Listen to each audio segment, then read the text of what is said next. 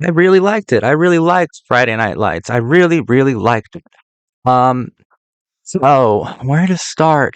Uh, it's kind of simple. That might be one of the most beautiful things about the show is its simplicity. It's a show about small town America. It makes a lot of statements about the American culture, the American psychology, about Americana writ large. Through this small town called Dillon, we talk about rivalry, racism, masculinity, femininity. There's quite a lot of things to grapple with here. It talks about a lot of complex issues in ways that are kind of smart. There's a lot of rhyming imagery throughout the season. It stays true to its thematics laid down in the pilot of I was born in a devil town. Didn't know it was a devil town. There's a lot of great moments here. And it really comes down to like what separates Friday Night Lights from something like One Tree Hill, which is probably really good to compare to Friday Night Lights. Um, for the record, just to irritate everyone who might be a Friday Night Light person, uh I think One Tree Hill is just very, very cool, and I don't think that Friday Night Lights can compete with One Tree Hill. And it's for this reason. It's for its greatest strength, but what I also think that might be Friday Night Lights' largest weakness, and that's the composition. It separates it most from your more traditional teen dramas is the composition. And I know the creators of the show, like people like Peter Berg and Jason Katims, don't really call this show a teen drama. They at least find it strange and bizarre when people do. They find it limiting, which I just find kind of insulting to people who actually love the art form that is teen drama, like myself. And it's like, how did you not think this was a teen drama? This show hits every single beat precisely on cue. It doesn't do anything subversive, not truly. It truly is a teen drama. And I would almost accuse it of a paint by numbers teen drama, like that typical, if it wasn't for the composition. The composition is this documentary, nearly handheld approach, kind of shaky. What it brings to the table is immediacy. The show feels urgent and it feels intense and it feels more authentic. And that right there, I think, is the largest issue that I would personally have with something like Friday Night Lights. It is striving for authenticity while remaining extremely loyal to all of the tropes of teen drama, no matter how much the writers and the showrunner might like to posit that they aren't. They are the most faithful mistress to every teen drama fucking trope. This show loves its teen drama tropes. It's just that it's filmed, it's captured. The composition of the show makes it feel different. It makes it feel urgent. It makes it seem new and intense. But in reality, it's more typical than One Tree Hill. In reality, this show is more conventional, certainly, than Gossip Girl or Gilmore Girls or Dawson's Creek. It's one of the most typical, narratively typical teen dramas I've ever watched. But the composition, which I think is so brilliant, makes it seem so new and raw and urgent and immediate. But that also is like because they're striving for authenticity, and I don't believe in authenticity in film. Just ask Rossellini and the neo-realists. I don't believe in authenticity in narrative media. Not really. I think that cinematic and real. I think that those are antonyms. I think that real life is antithetical to cinematic, to cinema. I think that these are antithetical ideas. And when you try to, or antithetical existences, experiences, not simply ideas, I don't think you can strive for what is cinematic in your real life without failing to accomplish that, and vice versa. I don't think you can strive for realism within cinema without seeming disingenuous, without failing. When things really try to strive for this authenticity, and it's fairly evident by the nearly documentary style visual approach, the visual grammar that the show uses as its aesthetic signature, it's fairly obvious that what they're striving for is authenticity, is something a bit more real. And To me, striving for authenticity through cinema kind of just exposes just how artificial what you're doing actually is. And I think that there's a lot more power in a One Tree Hill that would just fully embrace the cinematic rather than Friday Night Lights that uses the tools of cinema to try to create authenticity. I just don't see it, and I think it exposes the artificiality and it exposes a lot of the teen tropes that I'm talking about. How they fall directly into every single teen trope, and they don't really do anything different or interesting with them. I find the tropes interesting on their own, and I like seeing these kinds of love triangles and bullying and you know coming of age. I like seeing all of that explored. I like the tropes. Friday Night Lights doesn't really do anything different with the tropes, but it feels like it's different because of the composition, because of the visual storytelling mechanics, which is cool. I just also think that that composition is making you try to think of authenticity, making you try to believe that the show is a bit more real. And when that stuff happens to things that I'm watching, I'm just reminded by how fake everything is. And in One Tree Hill, I'm not concerned with the fakery because it's a show that embraces its own artifice.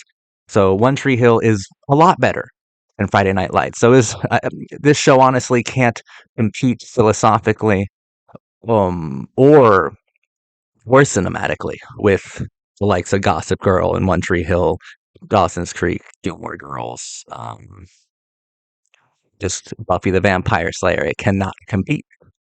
We got a lot of cool characters here that you really just grow so fond of. I'm so fond of so many of these characters. There's really not a weak link. There's not a character that I hate to be around. I even like being around Buddy Garrity. All right, I think he's a treasure trove. He's If you want to talk about authentic, I feel like Buddy Garrity actually did walk out of Dillon, Texas. All right, I think my favorite character probably like Jason Street and Lila Garrity. I didn't expect to warm up to Jason so much. I thought he was very interesting because he starts off as this star quarterback of Panther football.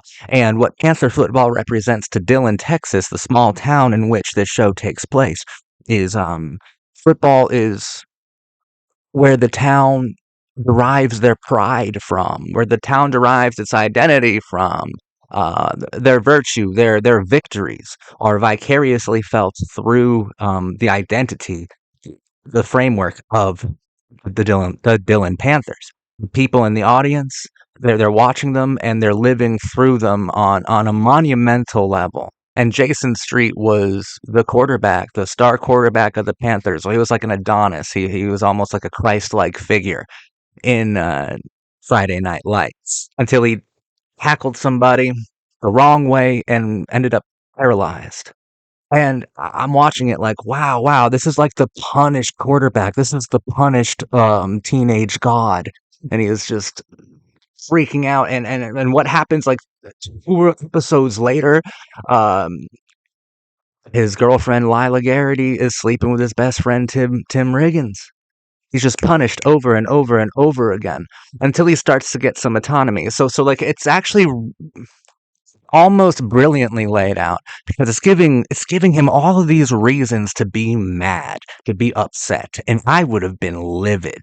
I would have wanted someone's head on a platter. I would have wanted to take that school and that team for everything they were worth for putting me in this fucking chair, for taking my mobility away, which is a large part of my autonomy away, for stripping me of what I got my identity from, which was sports.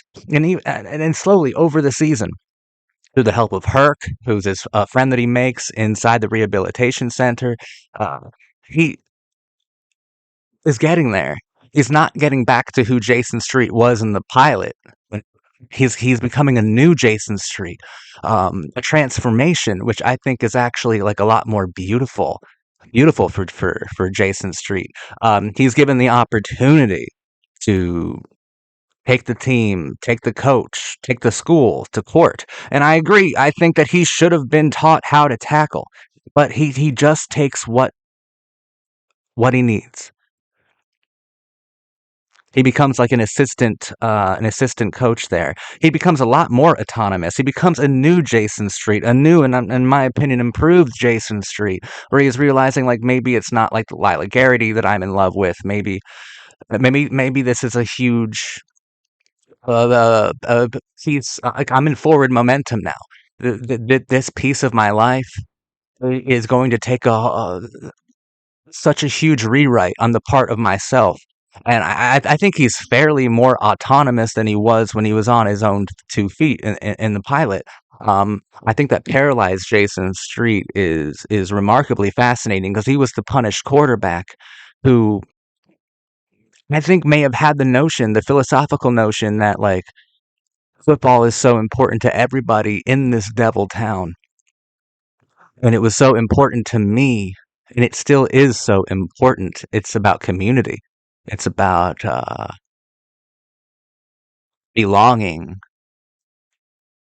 And I mean, he was challenged because when it made public that his family was intending to sue uh, Panther football for settlement for money. Um, he was kind of shunned from the town, and that was like the ultimate punished star of the fucking football team. It was kind of so intense and absolutely beautiful. He started playing quad rugby and just wasn't good enough to make the team. To go to Beijing. Herc was, his buddy was, but he wasn't. There's a lot of good stuff with Jason Street, and Lila Garrity is my second favorite character. I knew that I would love her a lot when she first showed up, though, because I am a pitiful man thing, and I was like, oh, I like her. No, no, no, profound character. She was just like hot. She was just like hot for like 2 episodes, but then she got like really interesting very, very fast. I'm just saying that Minka Kelly is it's extremely cute and very sexy. But this is a great character who also finds her own autonomy, finds it through pain, through the paralysis of Americana itself, like her father Buddy Garrity's infidelities. Her taking that goddamn car and smashing it into his auto dealership, I thought was so poetic and so interesting, right? Because like it's the cheerleading captain, fucking smashing into everything. It's the best cheerleader in the world, just taking a bite out of the American psychology and choking on it. That's incredible. So yeah, Jason Street and Lila Garrity I thought were the most interesting to deal with, especially when Lila Garrity and Tyra kind of become friends near the end, or at least make a truce and interact with each other in a meaningfully positive way. There's a lot of great Lila Garrity material here. I thought Lila Garrity and Tim Riggins had amazing chemistry. I think that they were electric.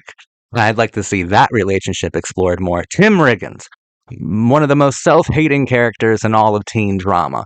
Um, what I find most fascinating about Tim and the way that he was written is that he's such an insular character. He's very guarded. I can't tell. I, d- I don't think he's too dumb to articulate himself. I think he knows why he's self hating and why he can't find value in himself. Why he punishes himself so frequently. Like, why when his dad lets him down by stealing a camera from the school, from the team, a very expensive camera, and lying about it and like letting him down in that sense, he goes and finds punishment. And he wants the absolute shit beaten out of him. That he wants the living daylights just blown out of him, just beaten the fuck. Uh, I like to think that he can articulate why he seeks that punishment, but he chooses not to. He doesn't. And I think that he doesn't open up to anybody really for all of this, all season one. Doesn't open up to anybody about his self hatred. And I think that the audience member, and this is the most fascinating thing, I think we would be the last people he would ever open up to. We will never see like true vulnerability from him. Uh, this wasn't possible in the first season. I know we got 5. I'm sure we're going to see some vulnerable Tim Riggins moments. But what I thought was so interesting about his character was there was so much self-hate there. There was so much pathos and like an extraordinarily felt pity from the audience. Like the audience feels so much sympathy and kind of adores this character. He's very well acted and very well developed character throughout the season. It's just that as an audience member, we would be the last person that he would be open and vulnerable with concerning his depression, which could be clinical. Like he is so sad. And I find him to be a very captivating character. This loser drunk who seems to know his place, his lot in life. And I don't even think that's why he hates himself. But even he, I think, recognizes the importance of Panther football to the community that he lives within. Texas forever, because that's his sad anthem. It's anthemic for Tim Riggins, Texas forever. But what does that mean to a person who hates himself so goddamn much? Like Tim Riggins, what is Texas then? What is this devil town to you then? And why do you think you need to be punished by it perpetually, forever? Why? And those are things that that makes you want to watch more and more Friday Night Lights. So great job there. Smash Williams, I think, was an excellent character. I didn't know I would love him so much because he's kind of introduced in an antagonistic way. He's severely narcissistic, and I think that the pilot really makes you warm up to people like Tim Riggins. You know, I think you spend a lot of time with Tim in the pilot, and when Smash is first introduced, his first couple episodes, he is little more than an antagonist to the newly blossoming Tim Riggins storyline with Tyra and Lila and stuff. Um, but Smash ends up becoming really interesting. He starts dating a preacher's daughter, and she kind of challenges his narcissism, not to like vanquish his narcissism because it's there, and maybe it's there for a reason. Maybe you're there to lead Smash, and he is. He's there to bring that sort of narcissism to a place where it truly matters. And then there's a lot of great episodes that concern race relations, and kind of the Texan psychology, even more than the American psychology. So we're focusing even further in here. And I think that Coach Taylor's best moment this season is with Smash when it's after he finds out that after he punishes Smash for using steroids. He goes over to his apartment complex, and he and Smash play a fun game of football with the neighborhood kids. I thought that was honestly Coach Taylor's best moment this season. And Smash is a very captivating character, really cool, um, fairly interesting. He got to do quite a few cool things, and his dynamics with the other team members were very cool. His dynamics with the other team members were pretty neat. I like seeing Smash developed. Jesse Plemons as Landry or Landry. They can't seem to decide on what his actual name is. I think it's just Landry. But I swear to God, it was Landry when the show started, or I'm just losing my mind. But he made me laugh so much with his Christian speed metal band. He's so funny. He nailed it. He really nailed it. Cool character, cool kind of outsider character for me. I liked his kind of dynamic, especially with Matt and Tyra. Jesse Plemons did very very well here. Speaking of Tyra, Tyra reminds me of Kim Kelly from Freaks and Geeks. And Kim Kelly from Freaks and Geeks reminds me of my mother, this bad girl from a fucked up family, uh, on her way to nowhere. You know, like there's an intrinsic tragedy to characters like Tyra, and I really think that was a really good character too. Just really great material there. I love Matt and Julie together. Not much to talk about there. You see, so it was fun to analyze, uh, Lila, Jason Street, and Tim Riggins because it's fun to analyze them, right? The rest, it's just very standard. You know, extremely typical teen drama stuff, but you don't realize it's typical because of the composition. Like, try to tell me that Matt and Julie are actually interesting. I think they're wonderful together. I think that Amy Teagarden's adorable, and I think they're an extraordinarily electric kind of couple. I like seeing them together, and I like seeing them happy, and like that they're fun characters. But what on earth is different about them compared to the most basic outline of a romance in a teen drama? It might be the most simplistic romance I've ever seen in a teen drama, right? Like, this show is very, very simple. It is not postmodern. It does not challenge the frameworks that it works within. It does not challenge the teen drama. It succumbs to teen drama. It hits every single note, beat, rope, cliche on cue, en masse. And it's extremely formulaic. I would accuse it of being more formulaic than any teen drama we've covered so far. There's always a save the cat moment, where this character has to do something like really good, after doing a bunch of really bad things, or before. I think some before or after are save the cat moments here. And a save the cat moment is when a character does something that is sympathetic, that makes you like him, especially him or her, and especially when they occupy like a morally gray space that is Friday Night Lights. That feels a lot more powerful. So even like the worst people, like even Tim Riggins' dad, will still show up at the football game at the very end of the episode, and that's a save the cat moment where you're like, oh, there's no one who is truly bad or truly good. It's a devil town or whatever, and I get the point of that, and understand that that's the show trying to reach for authenticity, but it's also just surrendering to artifice immediately in Manifest, right? It's so formulaic like this. Like, you see a situation start, and you're like, oh, cool dynamic.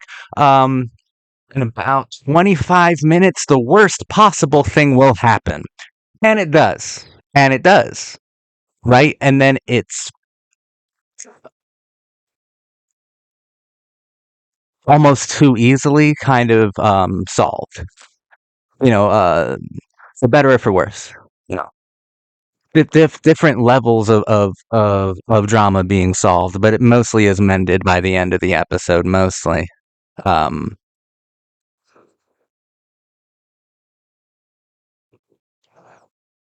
but the formula became kind of absurd for me near the end, because near the end I'm like, oh, Tyra and Landry are getting together for maybe a date, like a fun little study sesh.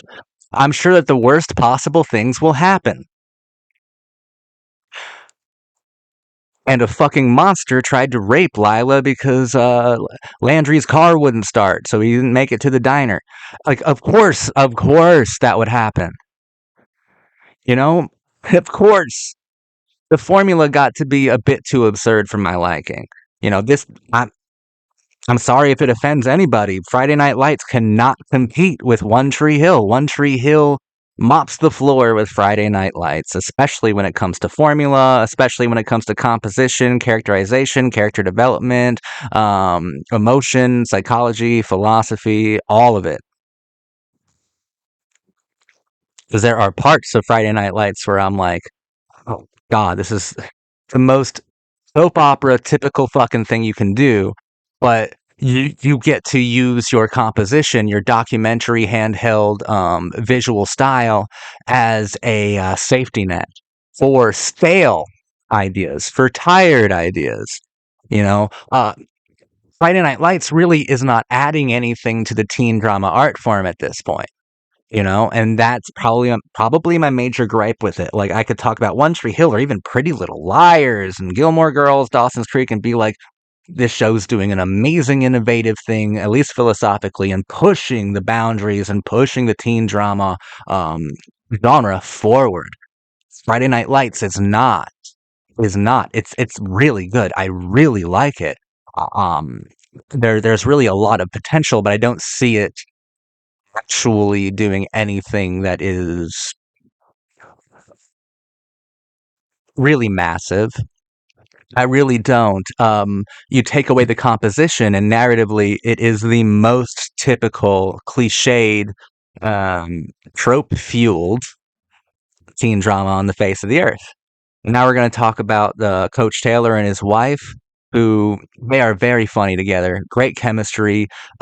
This show does treat its adults with dignity, but that's not innovative. Plenty of other teen dramas. Gilmore Girls treats its adults with dignity. All right, there's plenty of teen dramas that do. Often it is true that the parents, adult figures, do get sidelined for the teenagers, but that's for a good reason because the teenagers are more hysterical and therefore more interesting to watch in a cinematic form. I like Coach Taylor.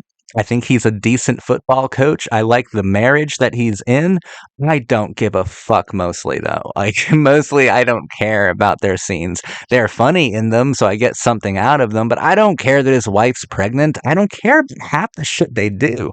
In fact, I think when we spend too much time with them, we veer into after school special, especially when Coach Taylor is trying to deal with Tim Riggins, but Tim Riggins won't open up, or trying to deal with Smash, and his wife is trying to deal with Tyra, or trying to deal with his daughters, with their daughter's blossoming relationship with Matt Saracen. It becomes after school special territory and a bit too like what do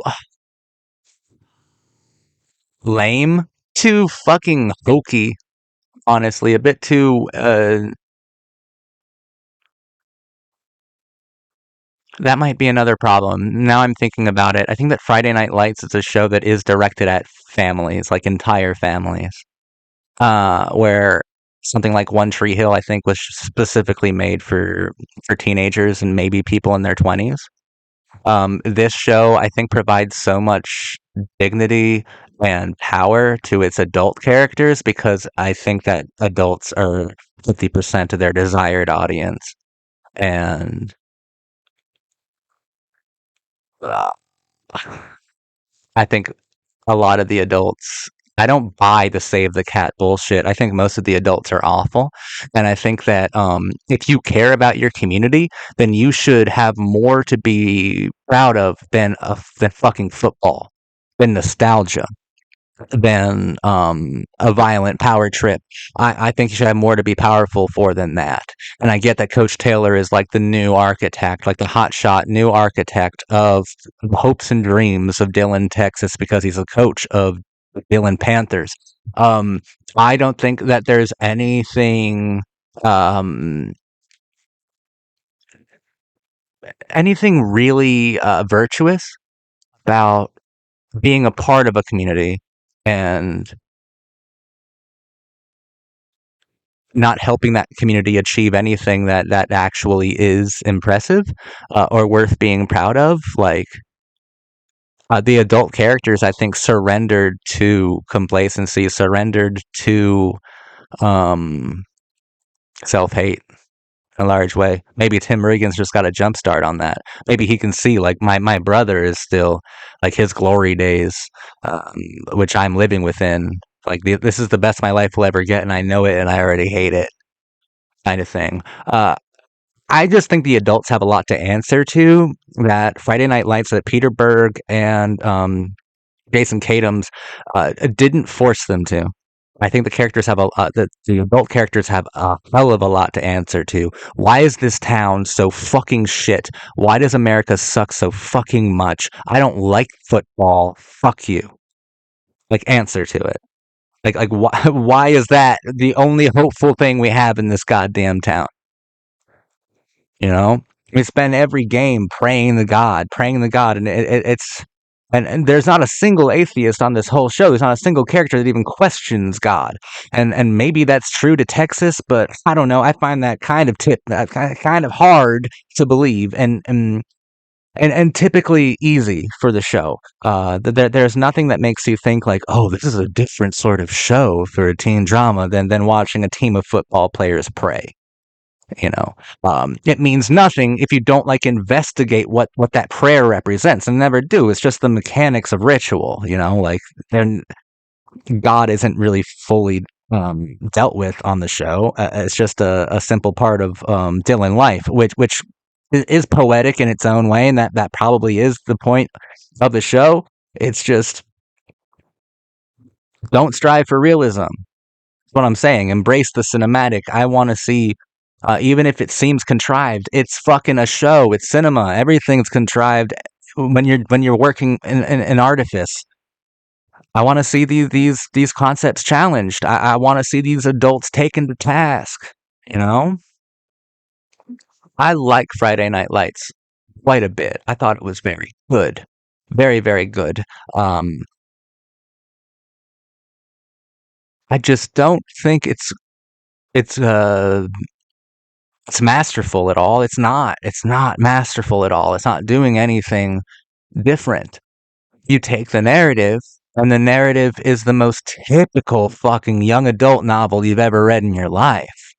And it's not saying anything really postmodern or very interesting about these scenarios. It's just talking about cliches. And sometimes it pans out. You investigate the fall of the high school quarterback or the fall of the pretty brunette cheerleader, and sometimes you investigate those things and you come out with really interesting results, like in Friday Night Lights, or the self-hating fullback. You come out to really interesting results. Um, but those seem almost accidental when I'm looking at the overall development and composition, narrative, structural composition of the show. The philosophy of this show is the most simplistic philosophy um, that we've ever engaged with when we've talked about a teen drama. It's the most simplistic philosophy on the face of the earth because it doesn't care enough to develop um, its own confrontational visual grammar and like translate that into the characters themselves. Confronting their own philosophies, which I don't care if these are dumbass, like rural Texas kids. Every kid confronts their own philosophy. And most kids aren't that stupid. Most kids are fairly articulate when it comes to developing your own psychology. They are. They are. And I want Friday Night Lights to do that. So I know that season 2 of Friday Night Lights, unanimously, I've been told that it's bad. You know, it's a season I think that was affected by a writer's strike and possibly a lot of other things. Who fucking knows? Um, I think I might like it because I heard people say the storylines got crazy and stupid, and now I'm like, "Oh, good, good. It's a fucking show. It should be a little crazy and a little stupid. It needs to do something with guts, you know. And I don't mean that this show is like cowardly, cowardly. I mean something with guts, like don't do paint by numbers teen drama. I like paint by numbers teen drama. I like these cliches, but I also like analyzing things. I can't analyze too much if you're just giving me an investigation of small town America. I don't care to speak politically on that. I don't care to because it's fairly evident. All I would tell you is what happened on the show. There isn't much anything deeper to look at. We can talk about rhyming imagery. We can talk about how the scripts are pretty clever sometimes. When it comes to its rhyming themes. Um, Different places where different characters are at on their arc that seem to rhyme at the perfect time and they kind of intersect, and it's pretty damn cool. We can talk about that, but I want to talk about analysis, man. I want to talk about form and what the show is really doing for the teen drama. And Friday Night Lights, so far in season 1, it's a good season. It's not doing anything. And also from what I've read, season 1 of Friday Night Lights is widely considered to be the best season. And Friday Night Lights at its best,